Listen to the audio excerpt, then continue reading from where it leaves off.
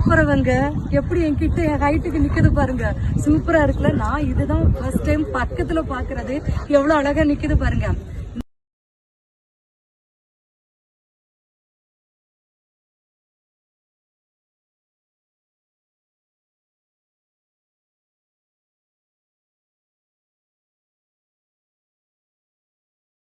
இந்த அன்னப்பறவைய queen Elizabeth வந்து பத்திரமா பாத்துக்கணும் அப்படின்னு சொல்லியிருக்காங்க. சும்மா கிடையாது. இவங்கள வந்து அடிச்சு துன்புறுத்தினாலோ காயப்படுத்தினாலோ ஏன் கொலை பண்ணாலோ கிரிமினல் கூட்டத்துல வரலாம். ஃபைன் மட்டும் இல்லைங்க, ஜெயில் தண்டனை வரைக்கும் இருக்கான். இதை வந்து துன்புறுத்தினாங்க. ரொம்ப கொடுத்து வச்சவங்கள.